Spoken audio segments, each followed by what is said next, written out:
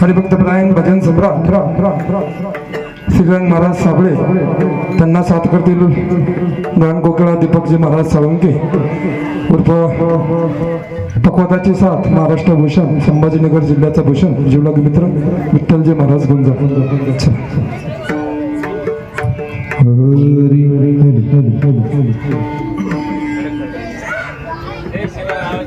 इकडे ध्यान द्या.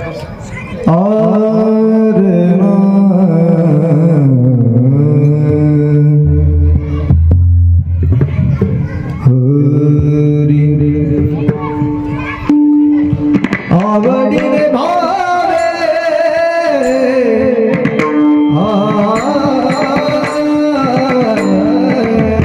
आवडीने भावे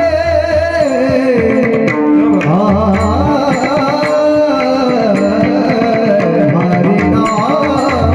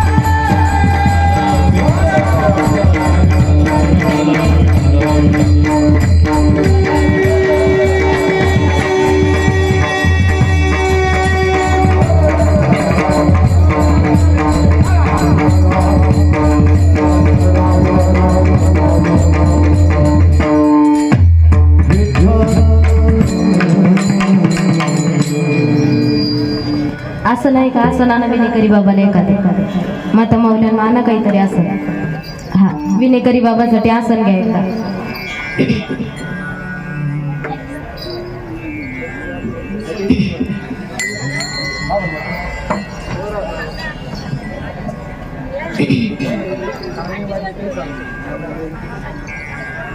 हरी महायोग पीठे तटे विमरत्यं वरं पुण्डरीकाय दातुमिन्द्रे समागत्य तिष्ठन्तमानन्दकन्दम् परब्रह्मलिङ्गं भजे पाण्डुरङ्ग.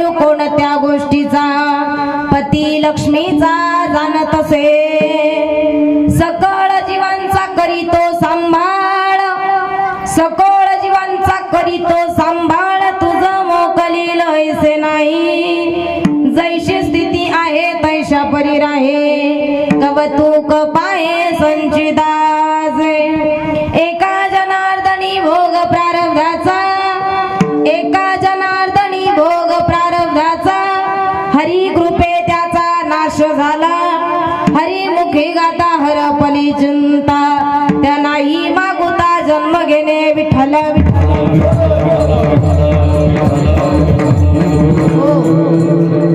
प्रस्तुत प्राप्त स्थळी प्राप्त प्रसंगी कीर्तन रूपी सेवेकरिता निवडलेला अभंग पैठणची सुप्रसिद्ध साधू वारकरी संप्रदायाचा खांब ज्यांना म्हटलं जातं, असे वारकरी संप्रदायाचा खांब म्हणून घेणारे संत श्रेष्ठ श्रीमंत आणि शांती ब्रह्म संत आहेत. याच्यात नवल काय?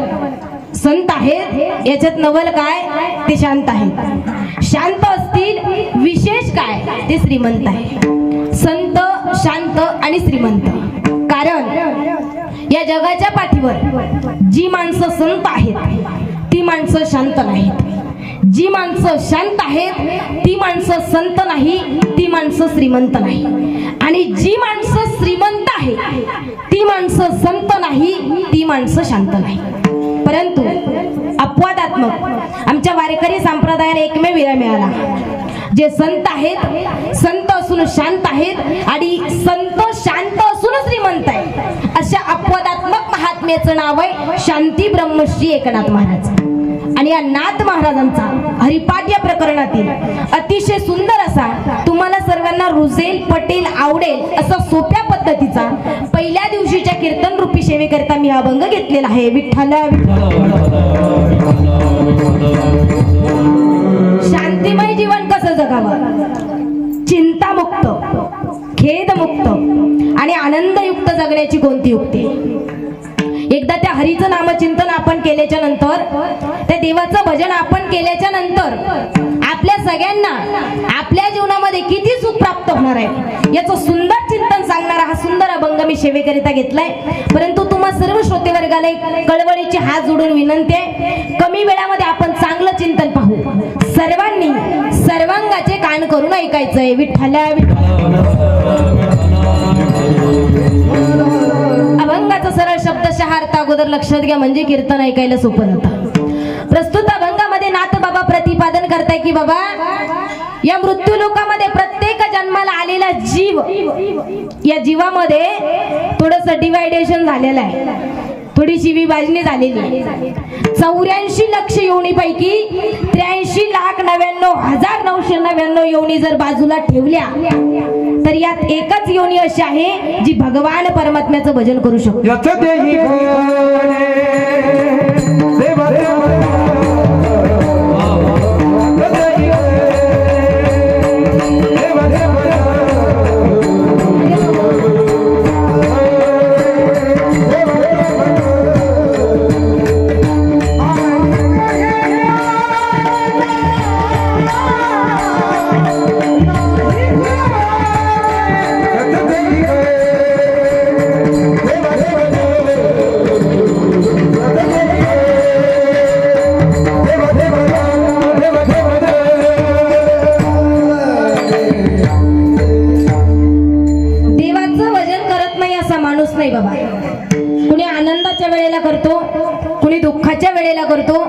अक्षरशः कोणी मरायच्या वेळेला सुद्धा करतो, जो तो ज्याच्या त्याच्या पद्धतीने करतोय.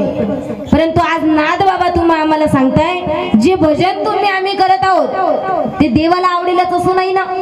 म्हणून आज देवाला जे आवडतंय ते भजन आपण सगळ्यांनी करायचंय. विठ्ठला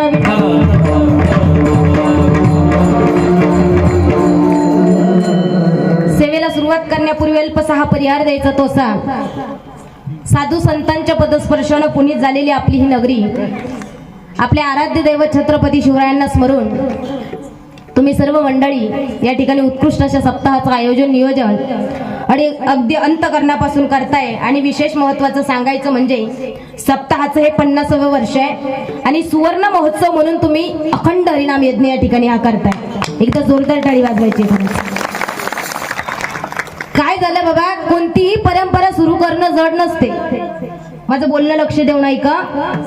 कोणतीही परंपरा सुरू करणं जड नसते, ती टिकवणं जड असते. आणि 50 वर्षापासून एवढ्या मोठ्या सप्ताहाचं बीजारोपण या सगळ्या गावकऱ्यांनी आपल्या अंतकरणामध्ये ठसावून घेतलंय, याच्यापेक्षा परम भाग्याची कोणती गोष्ट असू शकते. म्हणून एकदा साष्टांग दंडवत आहे तुमच्या सगळ्यांच्या चरणावर. एवढा मोठा भव्य दिव्य स्वरूपाचा आनंद आहे. अगोदर भजन आहे, नंतर भोजन आहे. एवढा सुंदर आनंद, एवढे फ्रेश चेहरे, खऱ्या अर्थानं ज्यांच्या माध्यमातून हा आनंद आम्हालाही उपभोगता आला. आपल्या गावचं भूषण एक वारकरी रत्न हरिभक्तपरायण आपले दादाराव दादा तुपे यांच्या माध्यमातून खऱ्या अर्थानं तुम्हा सर्वांचं दर्शनाचा योग आला. प्रथमतः त्यांना धन्यवाद देते. आज या ठिकाणी उत्कृष्ट अशा सप्ताहाचं आयोजन नियोजन तुम्ही सगळ्या मंडळींनी केले. सर्वच ग्रामस्थ सप्ताह कमिटी मंडळ एकंदरीत इथं तन मन धन सगळ्या प्रकारे सेवा करणाऱ्यांच्या चरणावर माझं साष्टांग दंडवत. आज तुमच्या सगळ्यांच्या विनंतीला मान देऊन महाराष्ट्रातले अगदी रत्न ज्यांना म्हणतो, सुंदर अशी गायक वादक मंडळी या ठिकाणी तुमच्या गावाला लाभले, ही खरंच परम भाग्याची गोष्ट आहे. आणि कीर्तनकारा सुद्धा एक चांगली महत्वाची गोष्ट म्हणावी लागेल. आदरणीय आमच्या महाराजांचे परमश्री परम मित्र हरिभक्तीपरायण अगदी गाण कोकिळा दीपक दादा सळुंके यांच्याकरता खरंच एकदा जोरदार टाळी वाजवा. गोड ज्यांनी गायन केलं हरिभक्तपरायण महाराजांचे परमश्री आमचे श्रीरंग दादा आहेत साबळे. अगदी सात्विक स्वभाव आणि गरीब स्वभावाचे माणसं आहे बाबा. अगदी सगळ्यांच्या करता हे सगळे गुणीजन मंडळीने एकदा जोरदार टाळी वाजवायची त्यांच्या करता. उत्कृष्ट अशी दादांची साऊंड सर्व्हिस आहे. कुठले दादा? गावातलेच आहे का? नरल्याचे, परिसरातलेच आहे, बरोबर आहे. उत्कृष्ट अशी ज्यांची पखवाजावर थाप आहे, सुंदर ज्यांचं वाजवणं आहे, खऱ्या अर्थानं तालमणी महाराष्ट्र भूषण हरिभक्तपरायण विठ्ठल दादा गुंजाळ यांनाही वंदन. आज खऱ्या अर्थानं परमार्थ ज्यांनी माझ्या अंतकरणामध्ये रुजवला, पचवला आणि खऱ्या अर्थानं परमार्थ काय हे ज्यांनी मला शिकवलं, खऱ्या अर्थानं जी टॉकीज पर्यंत नेऊन आणलं बाबा मला. मी एक उत्कृष्ट कीर्तनकार आहे असं मी कधी सांगणार नाही. एक तर मी फुलंब्री तालुक्याचीच आहे, सांगायचं काही काम नाही. मी एक उत्कृष्ट कीर्तनकार आहे असं मी जगाला कधी सांगत नाही, सांगणारही नाही. पण मी एक नशीबवान कीर्तनकार नक्कीच आहे का मला पतीच्या रूपामध्ये गुरु मिळाले. माझे पती मृदंग सम्राट उत्कृष्ट गायनाचार्य गणेशजी महाराज मोरे हे सुद्धा माझ्या कीर्तनाला उपस्थित आहे. त्यांच्याही चरणावर साष्टांग दंडवत. आदरणीय आपल्या परिसराचं भूषण एक वारकरी रत्न उत्कृष्ट गायनाचार्य आपले चोगदार बाबा आहे. एकदा लाइटिंग लावून दाखवा त्यांना म्हणजे समजेल. इकडे आपले विनेकरी बाबा, आमच्या महिलांच्या शक्तीची, भक्तीची, युक्तीची कृपा सगळ्या आमच्या टाळकरी माता मावल्या अजून 10 जरी उभ्या राहिल्या असत्या आवडलं असतं मला. उत्कृष्ट असे इकडे पुरुष वर्ग सगळे भजनी मंडळ आलेले गावातील. आता सगळ्यांची नावं घेणं काही शक्य नाही. दादा आपल्या चॅनलच्या माध्यमातून तुमच्यापर्यंत कीर्तन पोहोचवणार आहे, त्यांनाही धन्यवाद. आणि सगळे एकंदरीत जाणकार मंडळी, काय बोलले मी, सगळे जाणकार मंडळी आणि विशेषतः आमच्या माता मावल्या सगळ्यांच्या चरणावर एकदा साष्टांग प्रणिपात करून मी माझ्या सेवेला प्रारंभ करते.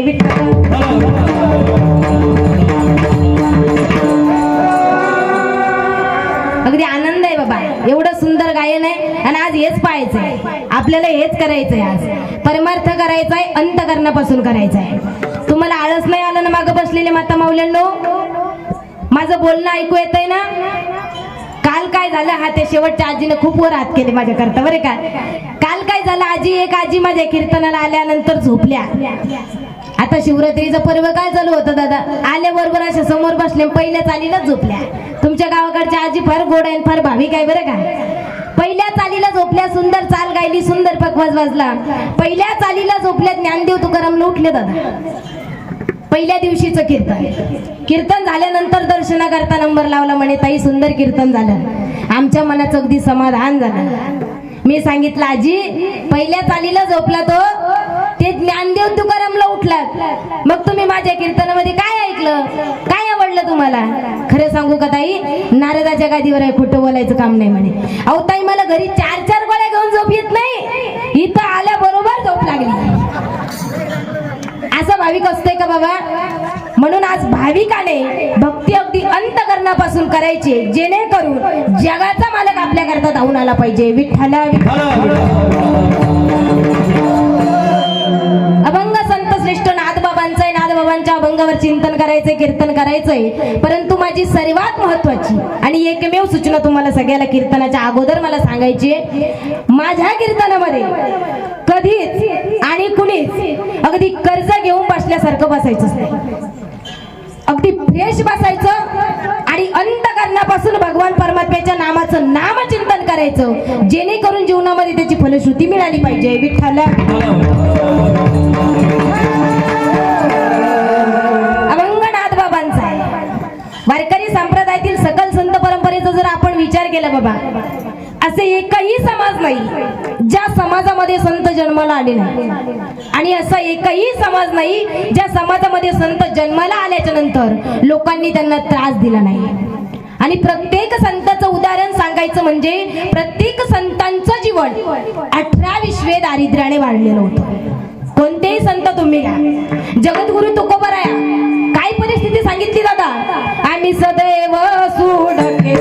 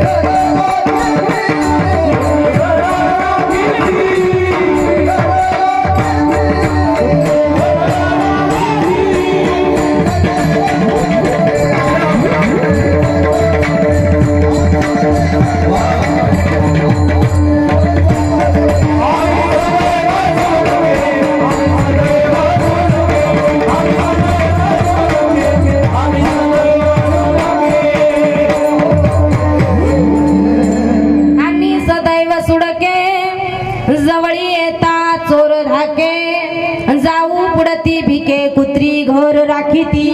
कुणाची परिस्थिती आहे? तुकोबरायांची. याच्याही पुढे सांगू विश्व माऊली ज्ञानोबराय. काय जीवन होतं बाबा, निवृत्ती ज्ञानदेव भिक्षेसी जात, सोपाड मज लागी सांभाळीत. याच्याही पुढे सांगू नामदेवरायांचं प्रापंचिक जीवन. बरं का माता माऊल्यांनो, नामदेवरायांची पत्नी रात्रीच्या 12 वाजता रुक्मिणी मातेकडे गेली आणि रुक्मिणी माते पुढे जाऊन डोळे नाही विझवले. माझं बोलणं कळतंय का पहा, डोळे नाही विझवले, जाब विचारला, का हो रुक्मिणी आई साहेब ही काय परिस्थिती आहे माझी, माझ्या घरात माझा भाऊ यावा आणि त्याला खायला देण्याकरता अन्नाचा कण नसावा. आता पहा माझं बोलणं कळतंय का पहा, फक्त एक सांगू का रुक्मिणी आई साहेब तुम्हाला, तुमच्या बुवाने आमचा बुवा बिघडवलाय. मला बाकी काही माहित नाही, माझ्या नवऱ्याला या नादातून बाहेर काढायचं काम रुक्मिणी आई साहेब तुम्ही करायचं. मला बाकी काही माहित नाही. अहो अन्न वस्त्र नाही, खायच्या वयासी नाचे निर्लज्ज हरनिशी, घरात खायला अन्न नाही, अंगावर घालायला जड वस्त्र नाही. तुमच्या सगळ्यांच्या लक्षात आलं असेल नामदेवरायांचं प्रापंचिक जीवन किती गरिबीचं होतं. नामदेवरायच काय हो, सगळ्या संतांचं जीवन याच पद्धतीचं सांगितलं. याला अपवाद सांगितले फक्त शांती ब्रह्मनाथ बाबा विठ्ठल नाथबाबांच्या घरी एवढी श्रीमंती होती बाबा, एवढी श्रीमंती. कीर्तन झाल्यानंतर नाथबाबांच्या घरी रोज पंक्ती असायच्या आणि त्या पंक्तीमध्ये नाथबाबाच्या हातामध्ये कळशी असायची. कळशी कळते ना सर्वी, हा मी तुमच्याच भागाची, कळत असेल तुम्हाला. सोन्याची कळशी आणि त्या कळशीमधून नाथबाबा पंक्तीला तूप वाढायचं काम करायचे बाबा. हे ऐश्वर्य होतं, ही श्रीमंती होती नाथबाबांची. त्यांच्या पत्नी होत्या गिरजा काकी. गिरिजा काकीनं आज अंगावर घातलेली साडी उद्या नसायची, म्हणजे रोज नवीन साडी. भांडू नका फक्त घरी जाऊन, रोज नवीन साडी. आणि त्यांनी घातलेल्या पैठणीच्या पदराचा काठ अस्सल जरीचा सोन्याचा असायचा. ऐश्वर्य होतं, श्रीमंती होती. आणि श्रीमंत असूनही संत म्हणून अहंकार नव्हता बाबा, अजिबात अहंकार नव्हता नाथबाबांना. एवढी श्रीमंती होती, अहंकार नव्हता, म्हणून संत म्हणून अधिकार वारकरी संप्रदायामध्ये एवढा होता. किती वारकरी संप्रदायामध्ये अधिकार असावा, काबडीने पाणी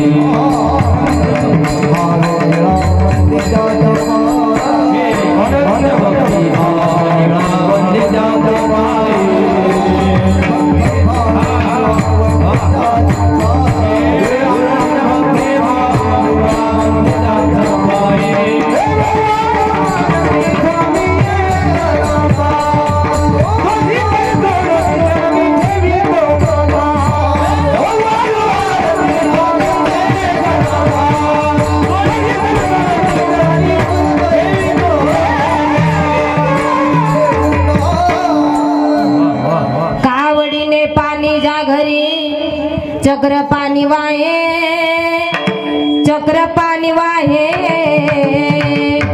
अनन्य भक्ती भावे वंदे त्याचे पाये.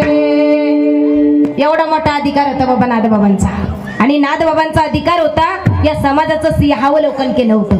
या समाजाचं सिंहावलोकन केल्याच्या नंतर लक्षात आलं, नादबाबांच्या लक्षात आलं या समाजामध्ये 3 प्रकारची लोक राहत आहे. काही चिंता करणारी आहे, काही चिंतन करणारी आहे आणि काही स्मरण करणारी आहे. विठ्ठल चिंता आहे ती भविष्य काळाची. काय होईल माझं, कसं होईल माझं. झोपलं की पहिली चालू होते बाबा ती चिंता आहे. बरोबर आहे ना. सामान्य जीवाला एवढी चिंता आहे, अहो साधा जेवायला मिळेल का नाही लोकांना चिंता आहे. झोपायला मिळेल का नाही लोकांना चिंता आहे. कीर्तनाला आलोय, बसायला जागा भेटेल का नाही लोकांना चिंता आहे. पण तसं तुमच्याकडे जागा बरीच प्रमाणात आहे म्हणा. लोकांना सामान्य जीवाला एवढ्या बरं अजून सोपं पटेल असं सांगते. अहो पोराचं लग्न होईल का नाही तुम्ही बोलत नाही, हीच एक मोठी चिंता आहे. बोला ना, पोराचं लग्न होईल का नाही चिंता आहे. बरं पोराचं लग्न झालं, तिची बायको राहील का नाही. बरं पोराची बायको राहील, माता मावल्यानो तिला पहिलं पोरग होईल का नाही.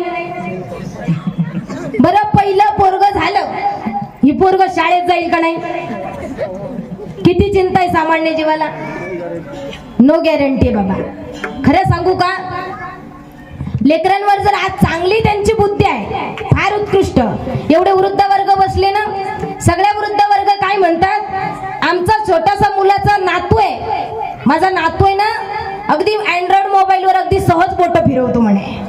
बरोबर आहे, तुम्हाला त्याचं कौतुक वाटतंय. शास्त्रज्ञांनी सुद्धा सांगितलंय मुलांच्या बुद्धीचा उच्चांक फार मोठा असणार आहे, फार मोठा.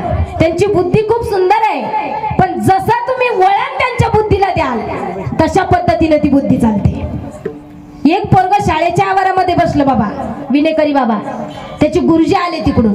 काय रे बाळा इथं कशाला बसलाय, इकडे पा माझ्याकडे पा, इथं कशाला बसलाय. ते पोरग म्हणे गुरुजी काय करू.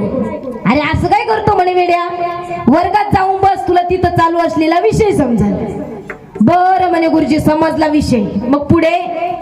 अरे तिथला विषय समजला, परीक्षेमध्ये चांगले मार्क पडतील. बरोबर आहे पोरं. बरं म्हणे गुरुजी पडले चांगले मार्क, मग पुढे. अरे चांगले मार्क पडले, चांगल्या कॉलेजला ऍडमिशन भेटेल. बरं म्हणे गुरुजी मिळालं चांगल्या कॉलेजला ऍडमिशन, मग त्याचं काय करू. अरे चांगल्या कॉलेजला ऍडमिशन भेटलं, चांगली डिग्री भेटेल. बरोबर आहे ना. बरं मिळाली म्हणे डिग्री, मग तिचं काय करू. अरे चांगली डिग्री भेटली, चांगली नोकरी भेटेल ना.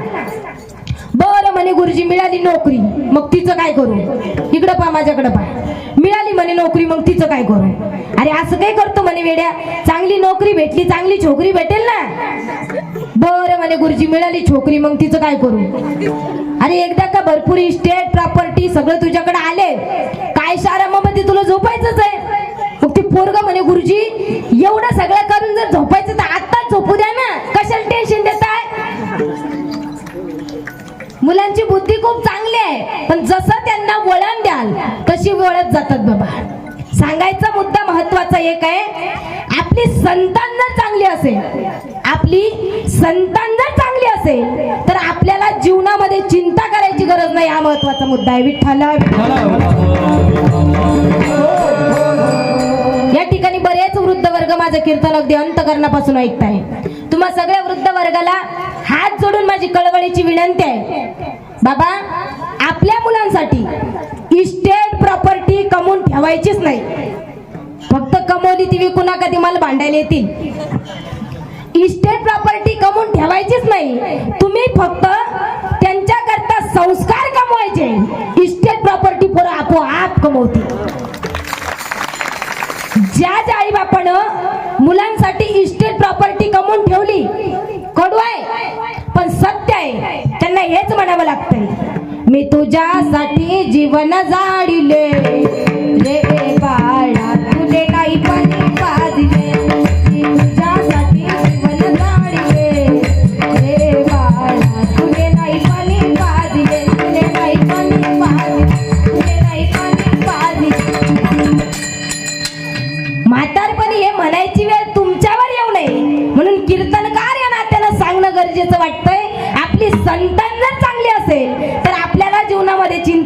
गरज नाही. विठ्ठला विठ्ठला.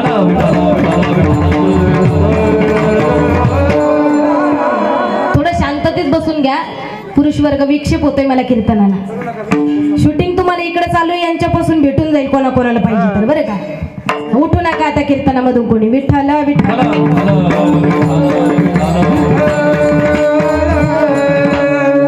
म्हणून याच्याकरता परमार्थ करायचा आहे.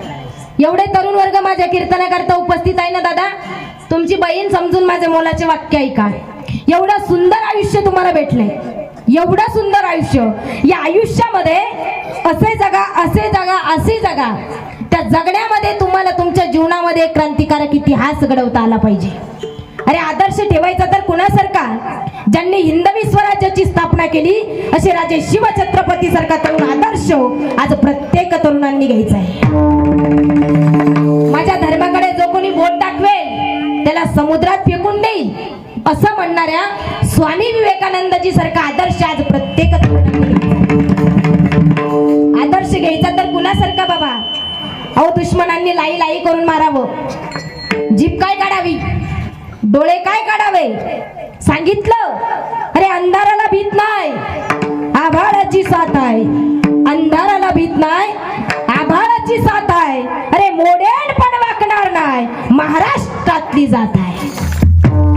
धर्मवीर संभाजीराजे सारखा आदर्श आज प्रत्येक तरुणांनी ठेवायचा आहे. याचं कारण सांगू.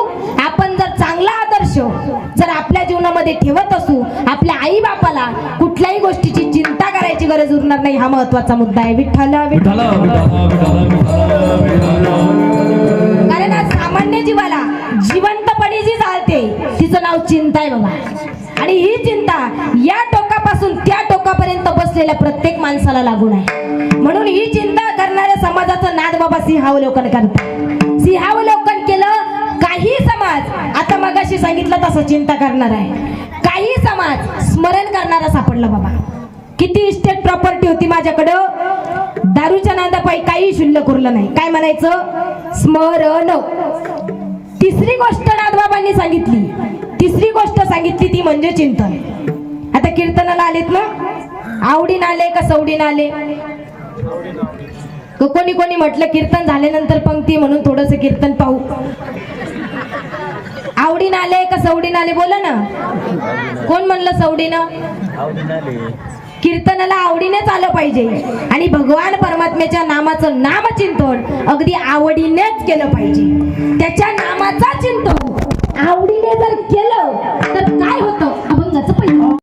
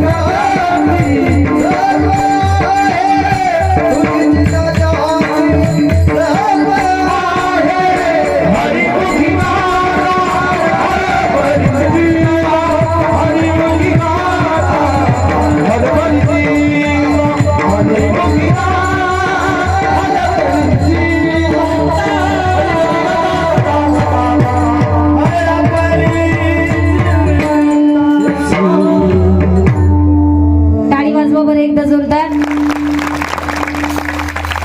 काय मोठ्या मनाची लोक आहे हो. एवढे गुणीजन मंडळी महाराष्ट्रातून आपल्याकरता आले ना. फक्त तुम्हाला आम्ही हा आनंद रोज घेतो बाबा, पण या गावाला आनंद मिळावा, या समाजाला आनंद मिळावा, आपल्या हिंदू धर्मी वासियांना आनंद मिळावा, हे आमचं ध्येय आहे. एकदा माता माऊल्यांनो आपण जोरदार टाळी वाजवायची. आज महाराष्ट्राच्या कानाकोपऱ्यात कुठेही जा बाबा, यांचं प्रोत्साहन मला कीर्तन करता जास्तीत जास्त प्रमाणात लागतं. कुठेही जा, कारण आज स्त्री कोणत्या क्षेत्रामध्ये कमी राहिली नाही. आमचं प्रमाणही जास्त आहे, आमची शिस्तही जास्त आहे आणि आमची एकी सुद्धा जास्त आहे. एवढी एकी आहे, एवढी एकी आहे, एकीचं प्रमाण एवढं झालं, मतदान जास्त झालं, लाडक्या बहिणीचे पैसे चालू झाले. आता काल परवा सगळ्यांना आले, खोटं नका बोलू, फक्त मला नका देऊ, आले ना. ही एकीची ताकद आहे. आणि पुरुष वर्ग तुमच्यामध्ये एकी उरली नाही. या कीर्तनाच्या माध्यमातून तुमची बहीण, तुमची मुलगी म्हणून एक चिमटा घेते तुम्हाला बारीक. पहा, तुमच्यामध्ये एकी उरली नाही. तुमच्यामध्ये काही इकडे, काही त्या बाकड्यावर आहे, काही पाठीमागं तिकडे टू व्हीलरवर बसले, काही इकडे. एकी आहे का? नाही. तुमच्याकरता द्यायचा तर एक मोलाचा संदेश दे. पुरे विश्व में भगवा लहरा देते, पूरे विश्व में अरे भगवा लहरा देते. एकता नहीं हम हिंदुओं में, अयोध्या में तो क्या पाकिस्तान में भी राम मंदिर बना देते. म्हणून आपण सगळ्यांनी एकी ठेवायची. आमच्या माता मौल्यांची एकी आहे बाबा.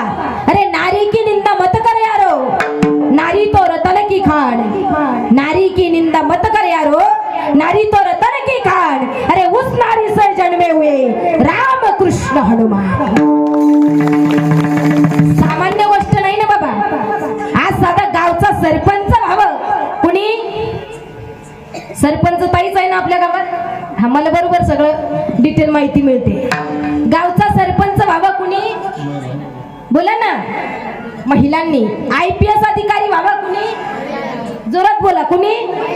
कलेक्टर व्हावा कुणी, इंजिनियर व्हावा कुणी, डॉक्टर व्हावा कुणी, पायलट व्हावा कुणी, कीर्तनकार व्हावा कुणी. बरं, एका घराचे 2 घरं करावे कुणी.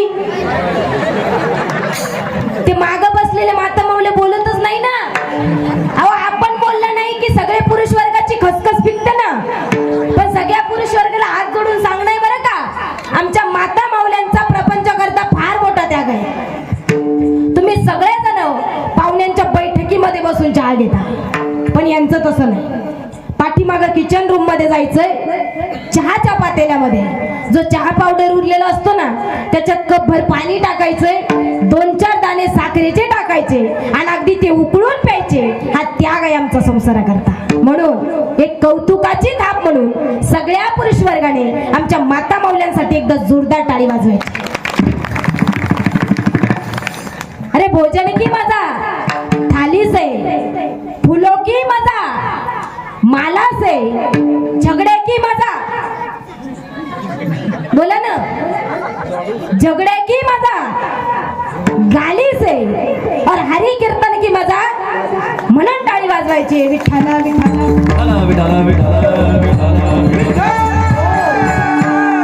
परमार्थामध्ये खूप आनंद आहे बाबा, खूप आनंद. आम्ही 2 जण जोडीने परमार्थ करतोय ना, याचा आनंदही आम्हाला जास्त येतो. खरं तर सांगू बाबा, मला तर वाटतं जिथं शक्य होईल तिथं जोडीनेच असलं पाहिजे. मग आंधळ्याला आंधळ, बैऱ्याला बैर, मुक्याला मुक, बोबड्याला बोबड, कुठंही जा. एका पोराचं लग्न जुळत नव्हतं बाबा. माझ्याकडे लक्ष द्या, मी खूप गोड सांगणार आहे. पोराचं लग्न जुळत नव्हतं. त्याचे वडील रोज मारुती रायाच्या दर्शन करता जायचे. हे मारुती रायाचंच मंदिर आहे ना. मारुती रायाच्या दर्शन करता तरुण वर्ग जात जा, लग्न पटकन जुळतं. वडील रोज चिंता आहे ना बापाला. मारुती रायाचं दर्शन घेतलं, मारुती राया 30-35 वर्षाचं पोरगं झालं माझं, लग्न जुळत नाही त्याचं. एखादी बायको मिळू दे त्याला. पहा माता माऊल्यांनो, मारुती राय कसा नवसाला पावतो. मारुती रायाचं दर्शन घेतलं आणि बाप मंदिराच्या पायरीवर गेला आणि नेमकं गावामधून एक पाहुणा चालला होता. राम राम पाहुणे हो. राम राम. कसला राम राम रे बाबा, फार चिंता आहे, फार टेन्शन आहे जीवनामध्ये. अरे कसलं टेन्शन, 30 30-35 वर्षाचं पोरग झालं, लग्न जुळत नाही त्याचं, लग्न जुळत नाही.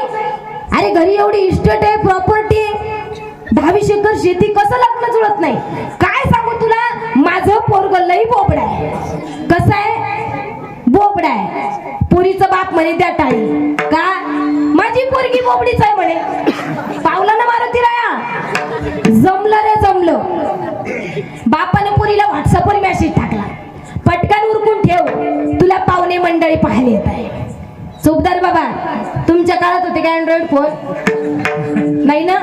आमच्या काळात आज असं झालंय, बायोडाटा आला म्हणजे विषय संपला, अर्धी सोयरीक त्याच्यावरच होऊन जाते बाबा.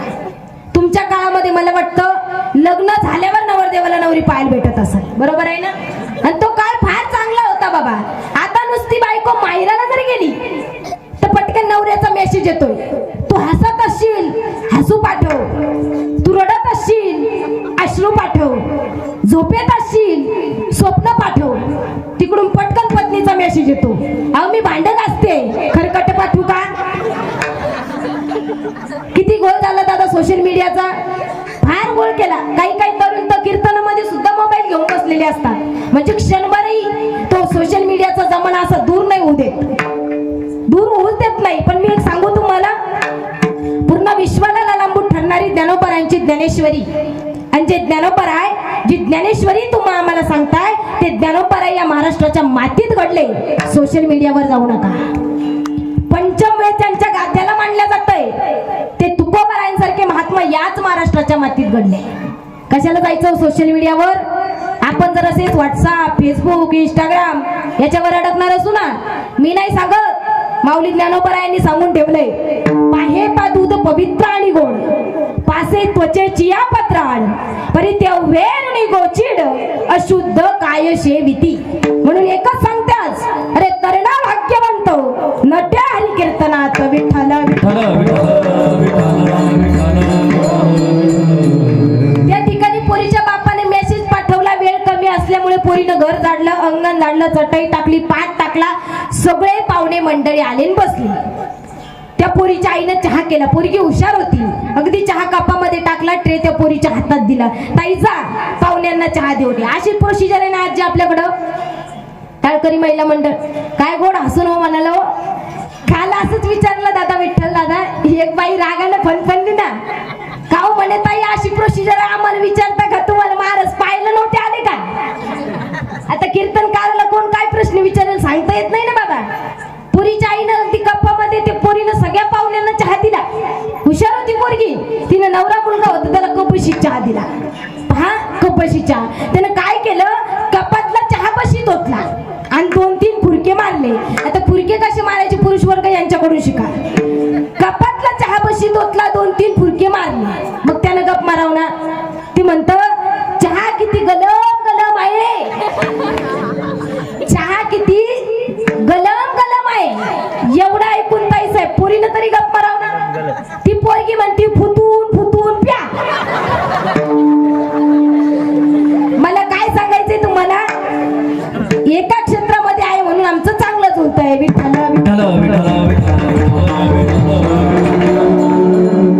परमार्थ अंतकरणापासून आवडीने आणि भावाने करता आला पाहिजे. प्रत्येक जण तुम्ही त्या ठिकाणी भगवान परमात्म्याचं नामचिंतन करताय, पण त्या नामचिंतनामध्ये एक तर त्याची आवड असणं गरजेचं आहे, आणि तुम्ही ज्या आवडीपोटी चिंतन करताय त्याच्यामध्ये आज भाव असणं गरजेचं आहे. विठ्ठल म्हणून भाव ठेवून अंतकरणापासून जो भक्ती करत असेल त्याला जीवनामध्ये कुठलाही खेद करायची गरज नाही. नाथ बाबा दुसऱ्या चरणात सांगतात, नको खेद करू, बोलता गोष्टी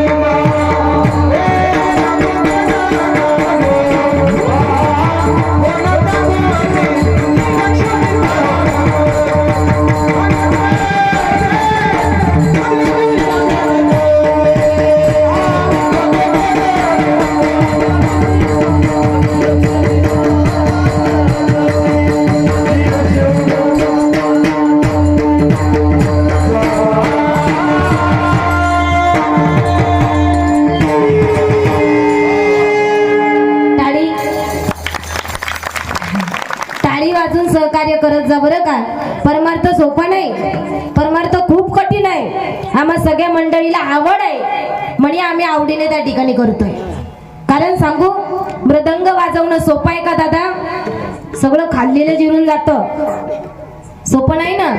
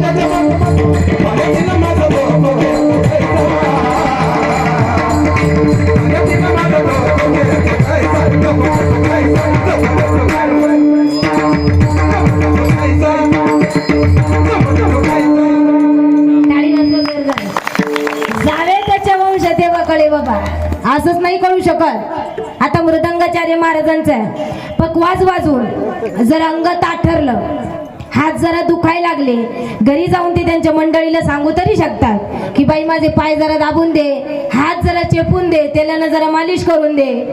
आता कीर्तनकार महिलांचं सोडा, आम्ही तर साक्षात स्त्री शक्तीचा अवतार आहे.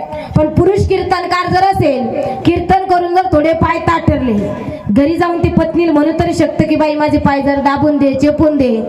पण गायनाचार्य महाराजांचं तसं नाही ना. गायन करून करून जर गळा दुखायला लागला, ती म्हणतील का माझा गळा दाबून दे. किती कठीण परमार्थ आहे. विनोदाचा भाग सोडून द्या, परमार्थ फार कठीण आहे. आम्हाला आवड आहे म्हणून आम्ही देवाचं दास्यत्व करतोय. विठ्ठल विठ्ठल.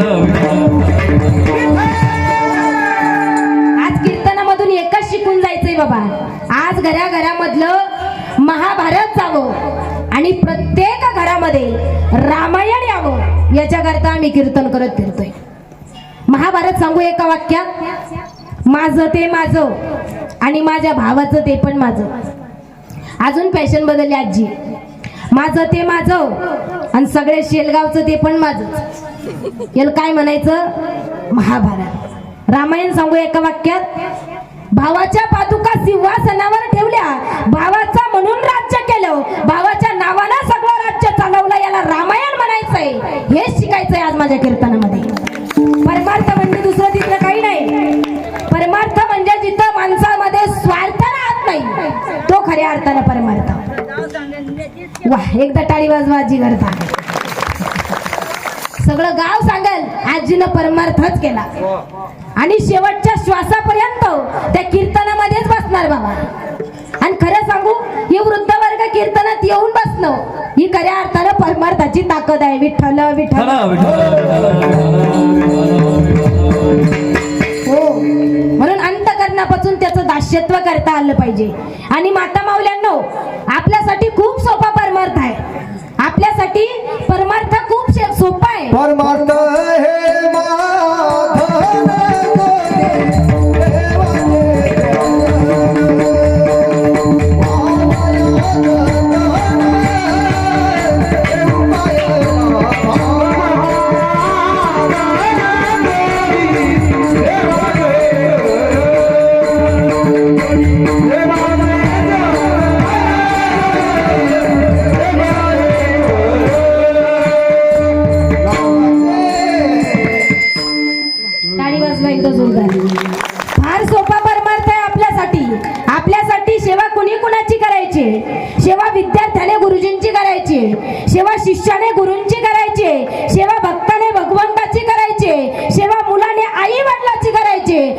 सेवा पत्नीने पतीची करायची.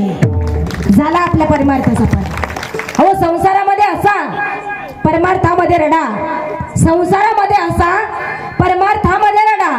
रोज अंगणात टाका शेणाचा सडा, त्याच्यावर एक सुंदर रांगोळी काढा आणि रोज आपल्या मालकाच्या पाया पडा. होणार नाही जिंदगीचा लढा. तुम्ही म्हणताल ताई आम्ही लाख पाय पडू, सकाळ संध्याकाळ 2 टाइम पडू, पण आमच्या यांचे जर पाय सापडत नसेल तर, ते रोज रांगत घरी येत असेल तर, त्याच्याकरताही उत्तर लिहून ठेवा. त्यांच्या पिण्याचं पाप त्यांना आहे आणि तुमच्या दर्शनाचं पुण्य तुम्हाला आहे. या परमार्थामध्ये, या सेवेमध्ये एवढी ताकद आहे. दर्शनाचं पुण्यच एवढं होऊन जाईल माता माऊल्यांनो. एक दिवस व्यसन सोडून देईल तो माणूस, नाही तर कीर्तन करणार नाही. फक्त इथं अंतःकरणापासून करता आलं पाहिजे. विठ्ठल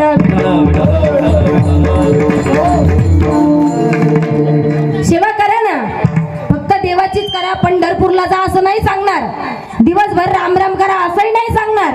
दिवसातले 10-15 मिनिटे करा, पण फक्त भावाने करा.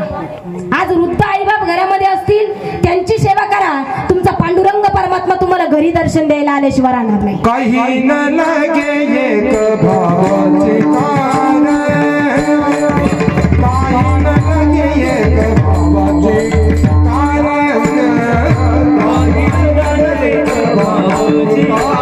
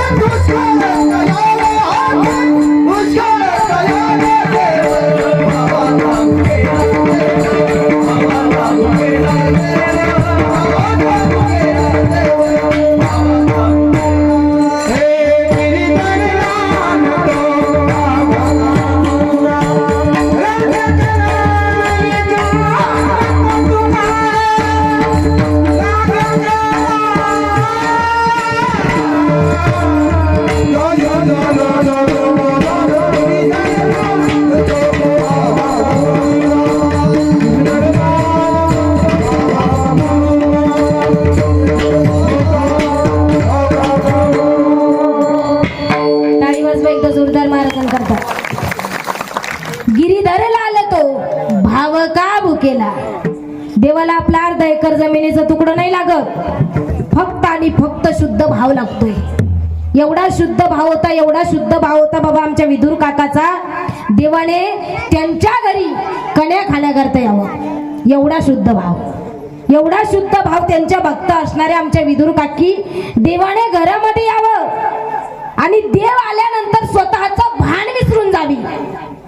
देवाला बसायला चटई टाकली आणि स्वतः त्या चटईवर जाऊन बसले. देव आल्यानंतर कृष्ण आलाय, कान्हा आलाय, स्वतःचं भानच विसरून गेली बाबा, स्वतःचं भान विसरून गेली. कृष्णा काय खायला देऊ तुला? मनात म्हणावं आमच्या श्रीकृष्णानं तुझ्या घरात फक्त कण्याचं आहे. नाही रे थांब, केळ्याचं गोड आणलंय तुझ्या काकाने. असं झालंय, कधी केळी सोलते आणि कधी माझ्या भगवंताला खायला देते. काय करावं आमच्या विदुर काकीने? एक एक केळी सोलावी, गाभा खायचा हिडव आणि साल द्यायची कृष्णाला. गाभा खायचा हिलव, साल द्यायची कृष्णाला. बराच वेळ हा प्रकार चालला आणि विदुर काका आले, नुसते टुकटुक पाहत बसले. आल्याबरोबर पाहिलं, पत्नीला बाजूला सारलं आणि एक फटका दिला. ग जगाचा मालक आपल्या दारात आलाय, तू त्याला केळ्याचा साली खायला देते आणि स्वतः मात्र गाभा खाते. रडू लागले विदुर काका. कृष्णा, अरे एसटी स्टँडवर शेळ्या सुद्धा केळ्याच्या साली खात नाही आणि माझ्या दारामध्ये आल्यानंतर त्या तू खाव्या, एवढ्या त्या ठिकाणी तुला काही कमी नाही ना. भगवंताने सांगितलं, काका रडू नका. आज तुमच्या पत्नीच्या अंतकरणामध्ये म्हणजे विदुर काकीच्या अंतकरणामध्ये असलेल्या भगवान परमात्म्यानं आज केळ्याचा गाभा खाल्ला आणि तिच्या अंतकरणामध्ये असलेल्या भगवान परमात्म्यानं केळ्याच्या साली खाल्ल्या. म्हणजे देवाचा त्या ठिकाणी आपण जर शुद्ध भावाने त्याची भक्ती करत असू तर देव आपल्या घरी तुम्ही काही द्या त्याला, तो निश्चित येणार आहे. कारण तो फक्त आणि फक्त भावाचा बुके आहे.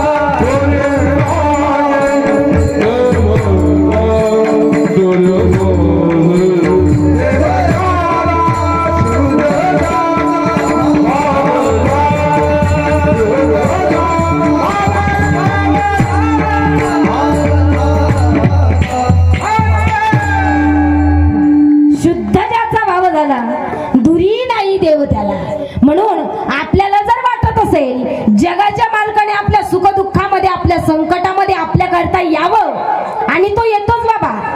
कारण तो लक्ष्मीचा पती आहे, तो देव आहे, तो सगळं जाणतो, त्याला काही सांगावं लागत नाही. फक्त अंतकरणापासून जर भक्ती असेल, कितीही संकट कितीही दुःख येऊ द्या,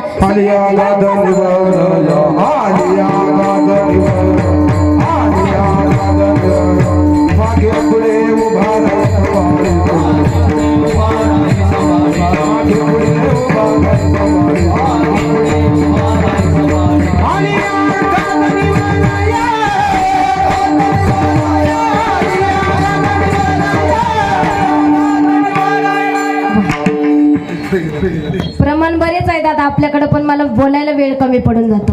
आलिया गात निवारावे, मागे पुढे उभा राहे सांभाळीत.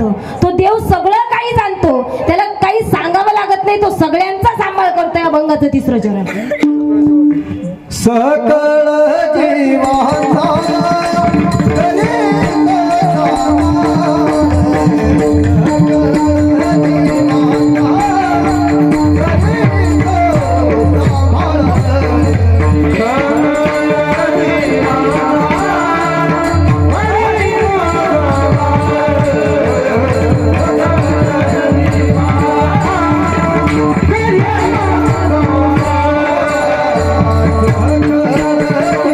Oh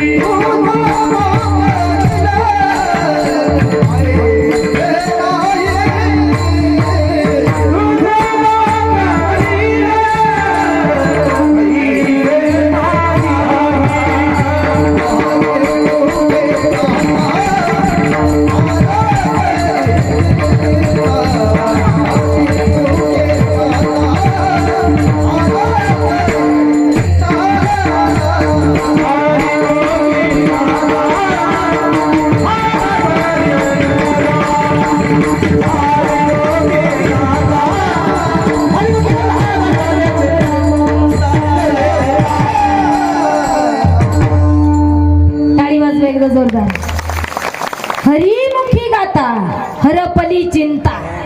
जीवनामध्ये कुठलंही संकट कुठलंही दुःख येऊ द्या, फक्त अंतकरणापासून जर देवाचा धावा तुम्ही करत असाल, देव कोणत्या का रूपाने होईना तुमच्या माझ्याकरता धावून आल्याशिवाय राहणार नाही बाबा. कारण आज फक्त आपण पहिला दिवस आहे, त्याच्यामुळे फक्त आज नामचिंतनावर बोलतोय. भांडवल बरंच आहे आपल्याकडं, पण आज नियमच असा असतोय बाबा. मग चालू द्यायचं का सकाळपर्यंत? नाही ना. एक लक्ष देऊ नाही का, हरी उच्चारणे अनंत पापराशी जातील लयाशी क्षण मात्र. पाप जळून जातो आणि पुण्याचा संचय होतोय. जळते ना बापे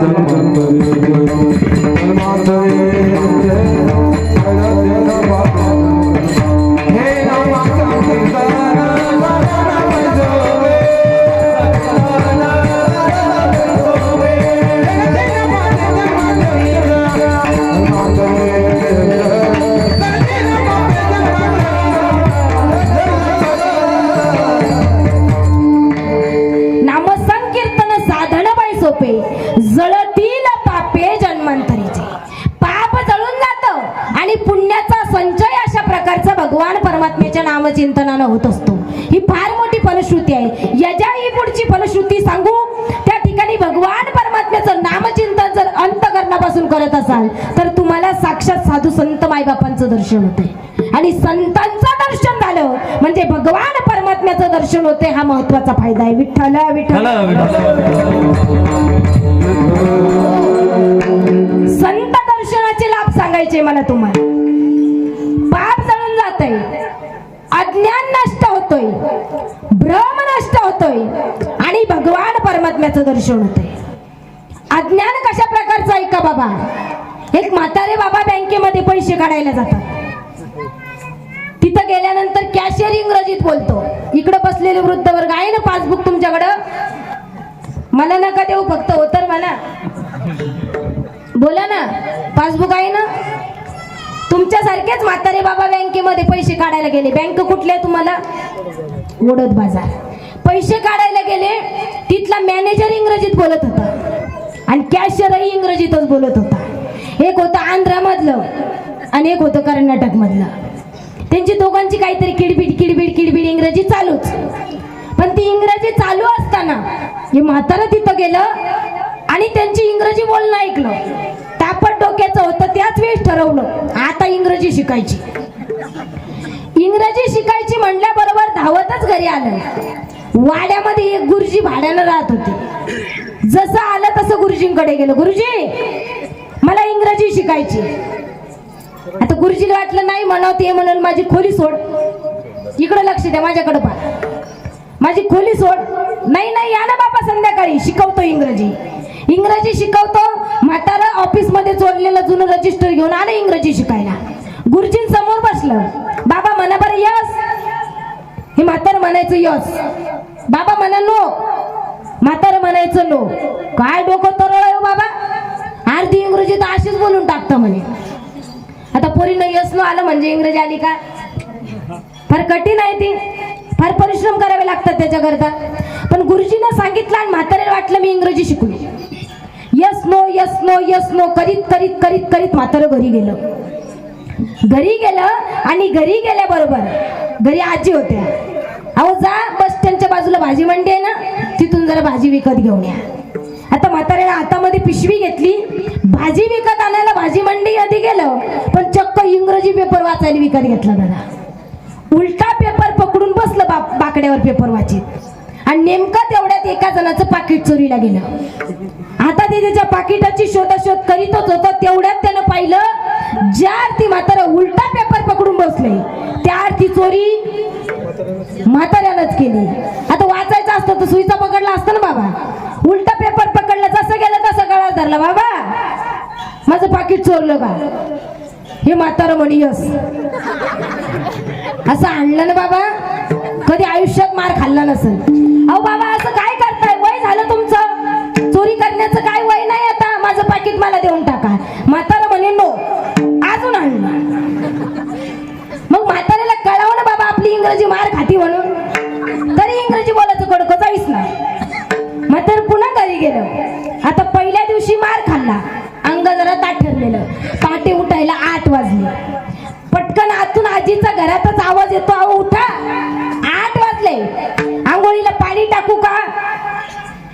हे म्हातारं म्हणायचं यस.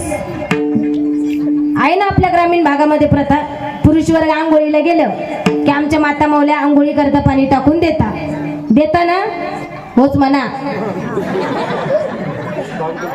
हा, धाक धावणं का होत नाही, होच म्हणा. नाही बाबा दादा, खऱ्या शहरी भागात नाही राहिली तशी प्रथा, पण ग्रामीण भागामध्ये आहे. पुरुष वर्ग जर आंघोळी करता गेला, आमच्या माता माऊल्या आंघोळीसाठी त्यांना पाणी टाकून देताना माता माऊल्यांनो होच म्हणायचं. हा, अहो आंघोळीला पाणी टाकू का, हे म्हातारं म्हणायचं यस. म्हातारं काय म्हणायचं यस. आता यस आणि नो तिला काय माहित, ती शिकलेली नाही ना. अहो आंघोळीला पाणी टाकू का, हे म्हातारं म्हणायचं यस. मग धोतर आणू का, म्हातारं म्हणे नो. असली इंग्रजी काही कामाची आहे का बाबा. मग ते ज्ञान पाहिजे बरवे, जरी हाती आणावे तरी संताया बजावे सर्वस्वेशी, हे सांगायचंय विठ्ठल.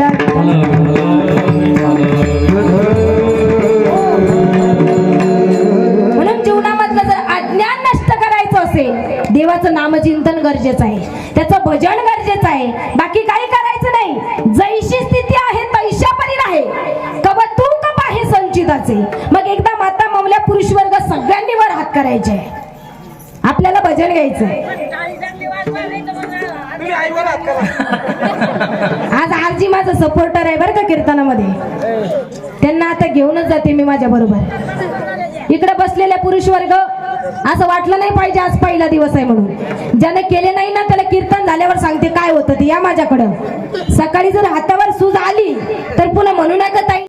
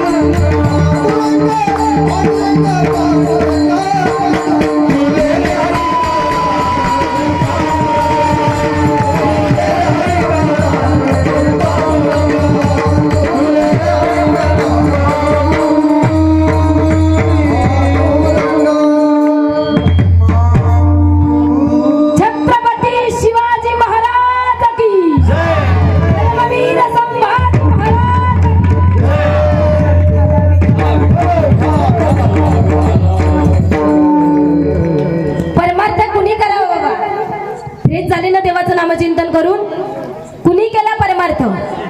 एवढं नामचिंतन, एवढी सेवा केली बाबा. अहो आमच्या तुकोबरायाने त्यांच्या पायाची माती विठ्ठल विठ्ठल म्हणत होती. एवढी सेवा केली, एवढं नामचिंतन केलं. रोज रोज गावोगावी परमार्थ करत फिरायचं, रोज नवीन गावला जायचं, रोज कीर्तन करायची. आणि माझं भाग्य आहे एवढे उत्कृष्ट टाळकरी मला कीर्तनाकरता लाभले. खरंच माझं भाग्य आहे. एवढेच टाळकरी आमच्या तुकोबरायांच्या कीर्तनाला असायचे बाबा रोज. पण सगळ्या टाळकऱ्यांच्या मध्ये एकच आवडते टाळकरी होते, ते म्हणजे शिवबा महाराज. जण थोडं राहील आपलं कीर्तन अंतकरणापासून नाही का. शिवबा महाराज रोज तुकोबरायांबरोबर कीर्तनाला जायचे. पण माता माऊल्यांनो, आपलं डोकं लय कडक आहे ना, सुपर डोकं आहे आपलं. राग पटकन येतो आपल्याला, बरोबर आहे. याचा राग कुणाला आला? शिवबा महाराजांच्या पत्नीला आला. काय म्हणायची ती बाई? तुकोबानं माझा शिवबा वेडा केला, मला बाकी काही माहित नाही, माझ्या नवऱ्याला घरी येऊ देत नाही म्हणे. थांबा आता तुकोबरायांना चांगली अद्दल घडवते. अधिकार होता का? राग होता डोक्यामध्ये. अद्दल घडवते, धावतच गेली नवऱ्याकडे. ऐका ना, आपल्या गावामध्ये सप्ताह आहे ना, मग तुकोबरायांना कीर्तन करता बोलवा. अगं ज्या तुकोबरायांचा तुला एवढा तिरस्कार, चक्क तू म्हणते तुकोबरायांना? नाही नाही नाही नाही, मला कळालंय तुकोबराय फार मोठे महात्मे आहे. तुम्ही जा आणि त्यांना कीर्तन करता सांगू द्या. आनंद झाला बाबा. शिवबा महाराजांना धावतच गेले. अहो तुकोबराय, आपल्या गावामध्ये सप्ताह आहे, तुम्हाला कीर्तन करता यावं लागतंय. तुकोबराय म्हटले येणार ना शिवबा? का नाही येणार? आनंद झाला तुकोबरायांना. सप्ताहाचा दिवस उजेडला, तुकोबराय गावामध्ये आले. अगदी आनंदामध्ये तुकोबरायांचं कीर्तन पार पडलं. आणि विश्रांती करता, भोजना करता तुकोबराय शिवबा महाराजांच्या घरी थांबले. विश्रांती घेतली, भोजन केलं. पहाटे 4 वाजता काकड आरती करायची होती बाबा. तुम्ही करताना उद्यापासून 4 वाजता काकड आरतीचा नित्यनेम होता. तुम्ही आम्ही करत असू. इकडं नवल नाही तरुण वर्गा, पुराणातलं नाही सांगत, आजचं सांगते. आजही आपले भगवान शंकर काशीवरून पंढरपुरात रोज पहाटे 4 वाजता काकड आरती करता येतात. रंभाधिक नाचती उभ्या जोडोनी हात, त्रिशूल डमरू घेऊन आला गिरिजेचा कांत. 4 वाजता उठावं माझ्या तुकोबरायांनी. वहिनी, मला काकड आरतीला जायचंय, थोडं आंघोळी करता गरम पाणी देता का? राग होता माता माऊल्यांना त्या बाईच्या डोक्यात. काय केलं त्या बाईनं? एवढं कडक पाणी तापवलं, एवढं कडक, एवढं कडक. त्याच्यामध्ये खडा जरी टाकला त्याचे 2 तुकडे होतील, एवढं कडक पाणी तापवलं.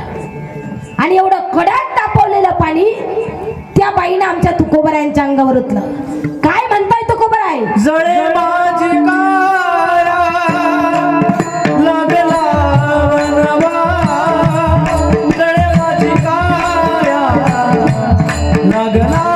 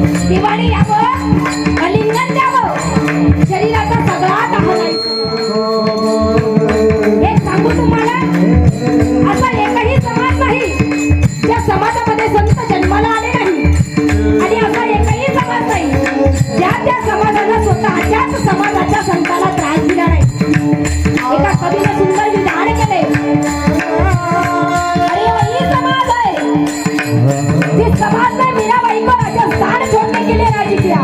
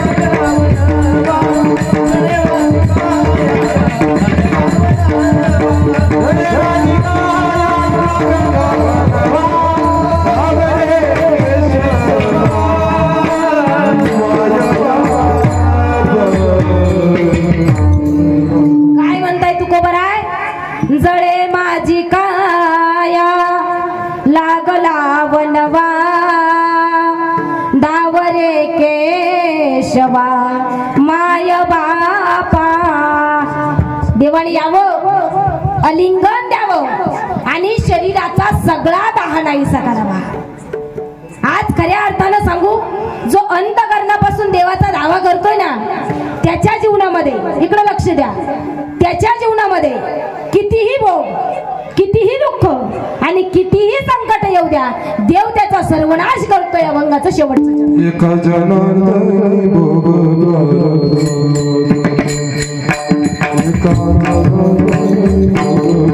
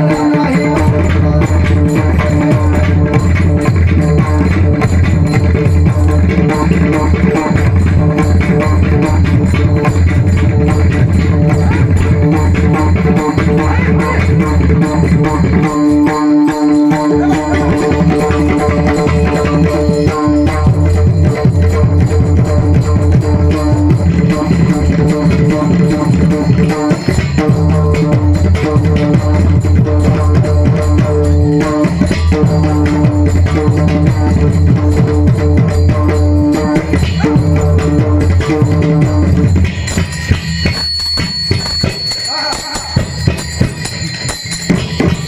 तेव्हा टाळी वाजवा.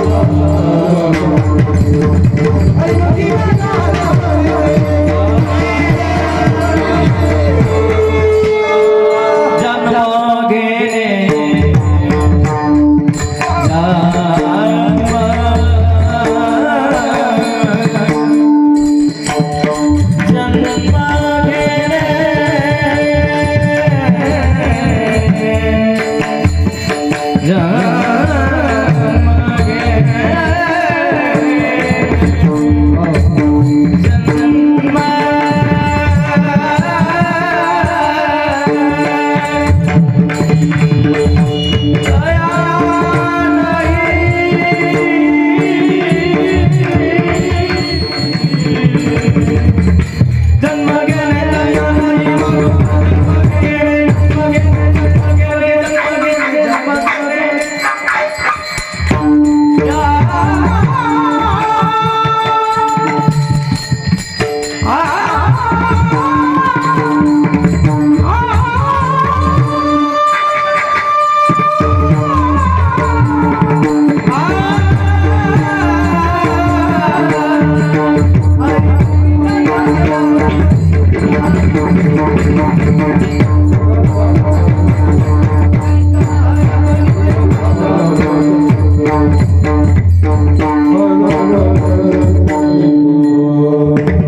टाळी वाजवा एकदम जोरदार. परमार्थ फार कठीण आहे, पण ही आवड एवढी भगवान परमात्म्याची आवड लागते बाबा. इथं एकदा सुरू झालं की आपल्याला ऐकतच राहावं वाटतं, बरोबर आहे. पण कीर्तनाची काहीतरी मर्यादा असते. 2 ते 3 मिनिटं तुमचे महत्वाचे घेते. विठ्ठल विठ्ठल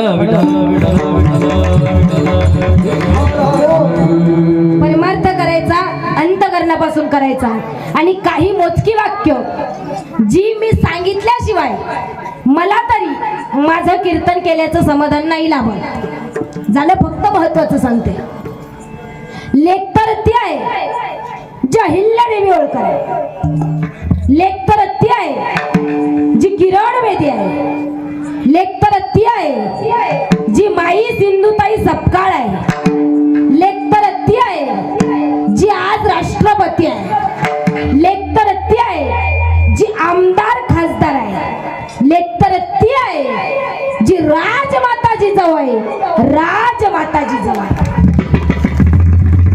लेकीचं कर्तृत्व आपल्या जीवनामध्ये कधीच कमी समजू नका. तिचं अस्तित्व जर जाणून घ्यायचं असेल तर आपल्या लेकीवर राजमाताजी जाऊ सारखे संस्कार करून दाखवा. कारण इसवी सन 1970चा काळ असा होता बाबा, लग्नात नवरदेवाला हुंड्यामध्ये टेप लागायचा. काळ बदलला, काळ आणखी पुढे गेला. इसवी सन 1980 आता नवरदेवाला लग्नात हुंड्यामध्ये सायकल लागायची. काळ बदलला, काळ आणखी पुढे गेला. इसवी सन 1990 आता लग्नात नवरदेवाला हुंड्यामध्ये ब्लॅक अँड व्हाईट टीव्ही लागायचा. आला होता का इकडे बसलेले वृद्ध वर्ग? पार्टी चांगली असली तर बरोबर येत आहे सगळं. इसवी सन 2000 नवरदेवाला राजदूत बुलेट सारख्या गाड्या लागायच्या. इसवी सन 2010 10-20 लाख हुंडा, 10-5 ग्रॅमची अंगठी, सगळं त्या ठिकाणी हुंड्यामध्ये लागायचं. इसवी सन 1970 नवरदेवाला टेप लागायचा.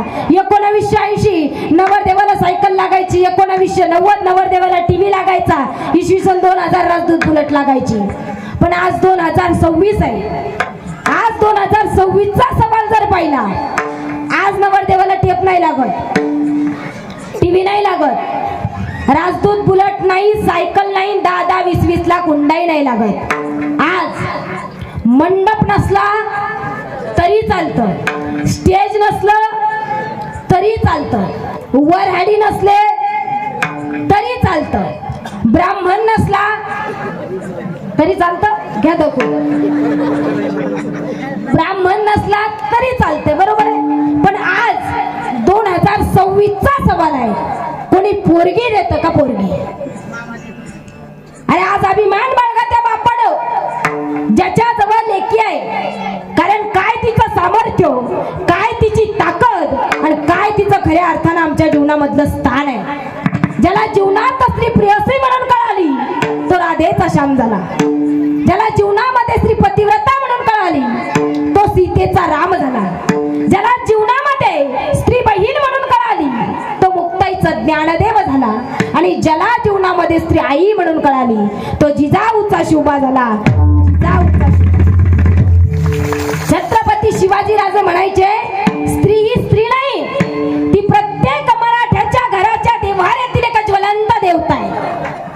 स्त्री साक्षात मूर्तिमंत जगदंबा विठ्ठल दादा.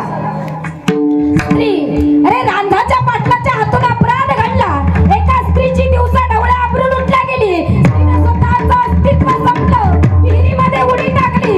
छत्रपती शिवाजीराजांना बातमी कळली, हाताच्या मुठी आवडल्या, दंड फुगले.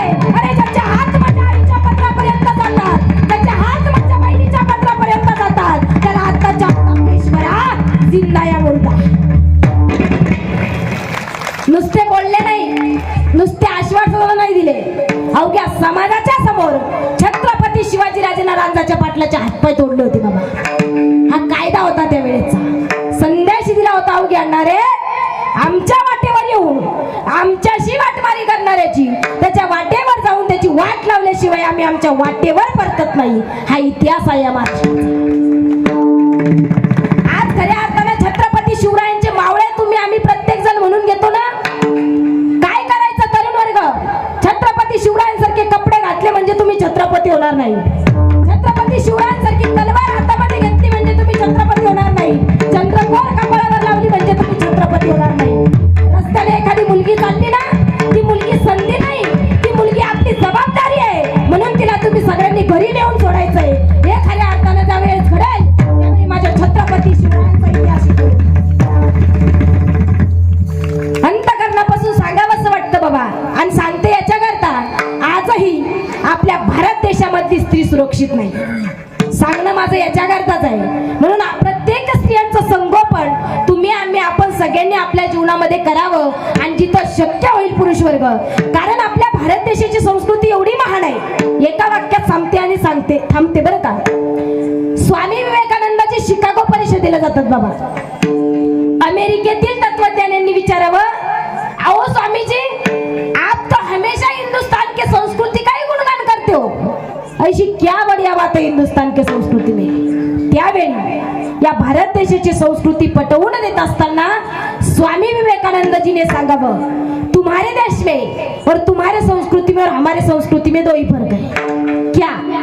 तुम्हारे देश में माँ को छोड़कर हर औरत को पाप की नजर से देखा जाता है, लेकिन मेरे भारत देश में पत्नी को छोड़कर हर औरत को माँ की नजर से देखा जाता है. यही फर्क है तुम्हारे संस्कृती में और हमारे संस्कृती में. म्हणून एवढी सुंदर संस्कृती आपली ना, या आपण सगळ्यांनी जपायची. इथं एकत्रित यायचं, इथं येऊन परमार्थ करायचा, आपल्या हिंदू धर्माची जोपासना करायची, आणि कुठंतरी कोणत्या तरी चांगल्या मार्गाला आपल्या हिंदू धर्मामधला एक एक तरुण जाईल याच्या पाठीमागे हे आपलं ध्येय.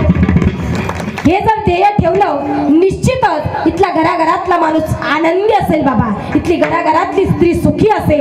म्हणून सगळ्या त्या ठिकाणी गुणीजन मंडळीने सगळे माझ्यापेक्षा जाणकार असतील. 50 वर्षापासून ज्ञानेश्वरी कीर्तन ऐकताय तुम्ही सगळ्यांनी माझं कीर्तन अगदी अंतःकरणापासून श्रवण केलं. तुम्हा सर्वांच्या चरणावर एकदा साष्टांग दंडवत. आदरणीय आपले विठ्ठल दादा असतील, आमचे दीपक दादा, श्रीरंग दादा असतील, सगळ्यांनी उत्कृष्ट सहकार्य केलं. शिष्टमोने दादा असतील, परिसरातले चायने एकदा जोरदार टाळी वाजवायची. आपली खेकड्यासारखी जात झालेली आहे, एक वर चाललं दुसरं त्याला खाली धरून ओढतो. आपल्याला आपल्या परिसरातला माणूस मोठा होत असेल ना, तर त्याला त्या ठिकाणी सपोर्ट करता आला पाहिजे जीवनामध्ये. त्या टोकापासून या टाकोपर्यंत जोरदार टाळी वाजवायची. माझे गुरुवर्य, माझे पती मृदंग सम्राट गणेशजी महाराज मोरे हे सुद्धा माझ्या बरोबर आहे. त्यांचाही आशीर्वाद माझ्या पाठीशी आहे, त्यांनाही धन्यवाद. आलेले सगळ्या श्रोतवर्गाचे दादांनी शूट केलं त्या ठिकाणी त्यांनाही धन्यवाद देते. आज या ठिकाणी आपले करपे बाबा असतील, यांनाही धन्यवाद. आधी करून सगळ्या श्रोते वर्गाच्या चरणावर साष्टांग दंडवत करून माझे आद्य गुरु विश्वमाऊली ज्ञानोपरायांना स्मरून माझ्या सेवेला मी त्या ठिकाणी पूर्ण विराम देते. ज्ञानेश्वर